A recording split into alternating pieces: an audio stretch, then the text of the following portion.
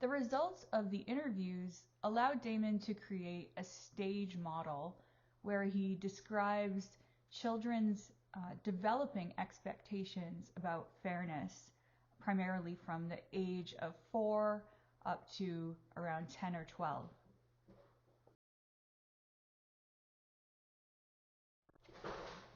The first stage he observed was level 0 for age 4 to 5 and younger kids. These kids made decisions about how to allocate resources in a self-serving way. So they just simply asserted their wishes rather than attempting to justify them. Post hoc justifications like, I should get it because I want to have it. They also made their decisions based on external, observable human features and arbitrary things like size and sex and other physical characteristics. For example, claiming we should get the most because we're girls or because we're boys. So ultimately, the first stage here, level 0, is about self-serving allocations that are really based on what's going to benefit the self.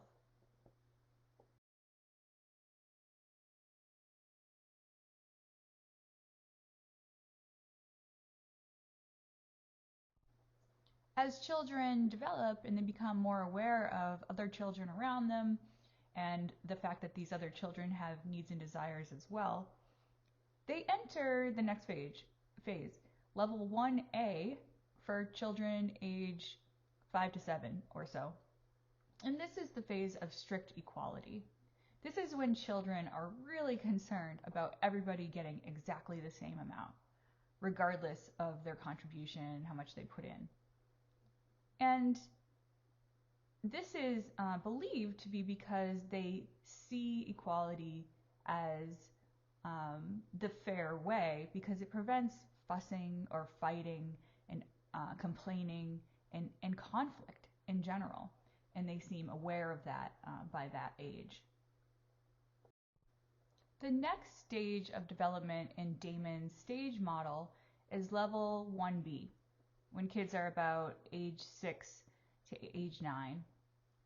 At this point, children have already passed through the stage of self-serving fairness expectations and also strict equality, where everybody should just get the same exact amount.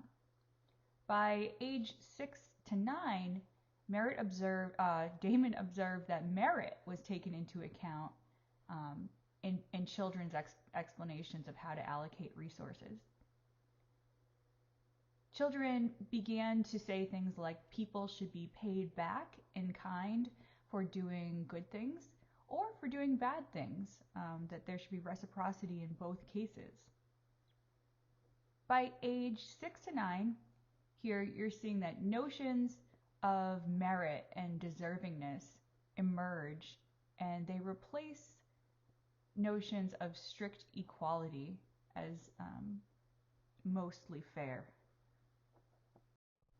After self-serving expectations of fairness and strict equality and merit-based understandings of fairness, children go on to level 2A, age 8 to 10 in Damon's stage model. In this stage, moral relativity, children begin to understand that people can have different but equally valid justifications for their claims. So they can manage one person's needs, another person's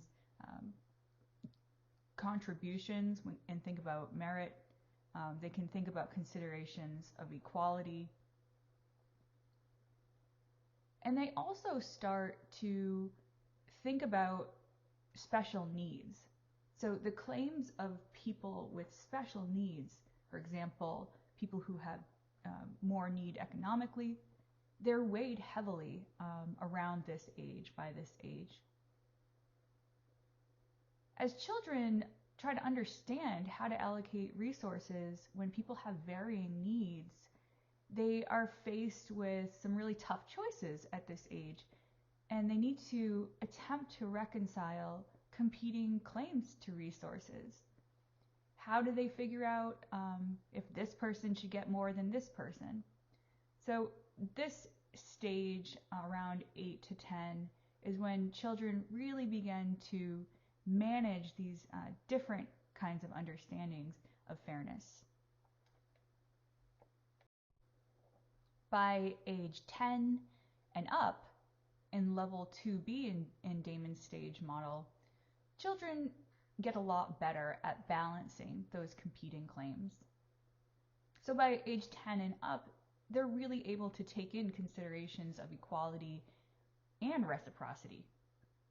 And they can coordinate these different considerations and take into account more than one person's claims. Balancing competing claims is the most advanced stage in Damon's stage model.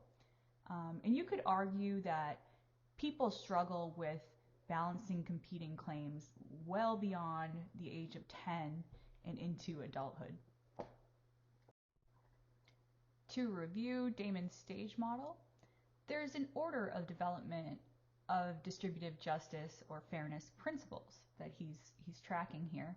It started out with selfishness, so self-serving understanding of fairness, moved on to equality, strict equality when children believe that the only fair way to do things is for everyone to get exactly the same amount. Children then move on to an equity or merit-based understanding of fairness, where they take into account how much the individual contributed. And then finally, children start to take into account need. And in this model, this is considered the development of benevolence. Eventually, children increase their ability to reconcile all these different perspectives and principles that they've developed. So they gradually become more and more able to not just apply strict equality norms, but also think about what would be more fair here, strict equality or a merit-based way of allocating, for example.